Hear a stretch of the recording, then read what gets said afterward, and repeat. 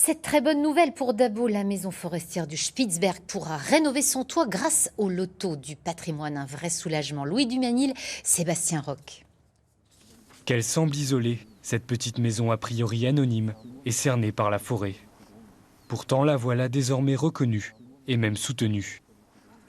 Grâce à la mission Berne, la maison forestière du Spitzberg, vieille de 120 ans, va pouvoir finaliser sa cure de jouvence. Le gros point noir de cette maison, c'est le toit parce qu'il est en éternite. Ce sont des plaques d'amiante et elles sont devenues friables. Elles ont été posées avant-guerre. Cette cure, Vincent et Marc, entre autres, l'ont entamée en 2013. Leur association a déjà investi 100 000 €, mais face à l'ampleur des travaux en extérieur, la charge était trop lourde.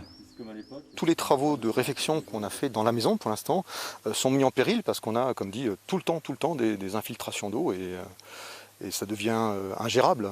On change des tuiles, comme dit, on a dû changer à peu près 300 tuiles depuis qu'on a récupéré la maison et c'est sans fin en fin de compte.